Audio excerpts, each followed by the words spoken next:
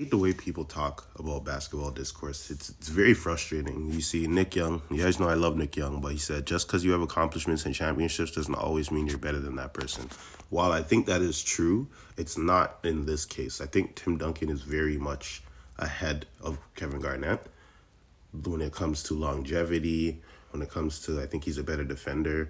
I think you can give like scoring to Kevin Garnett, but it's like, bro, Tim Duncan is so efficient, man. I think both of these guys are really very efficient. But the thing is, it's like, it doesn't just go down to who plays the game prettier. And I think that's all Nick Young's point is, to be honest. Because while I agree with the statement that he made, like, I don't think the rings is what makes Tim Duncan better than Kevin Garnett. Like, rings is a team situation. Yes, Tim Duncan has had the great system around him his whole career, but it's like, that doesn't mean that Kevin Garnett is better than him. Like, I don't really see how that makes any sense. Kevin Garnett's Minnesota days were amazing. He was a hell of a basketball player, but as he got to Boston, he really, really declined. And like it started to get worse and worse each year.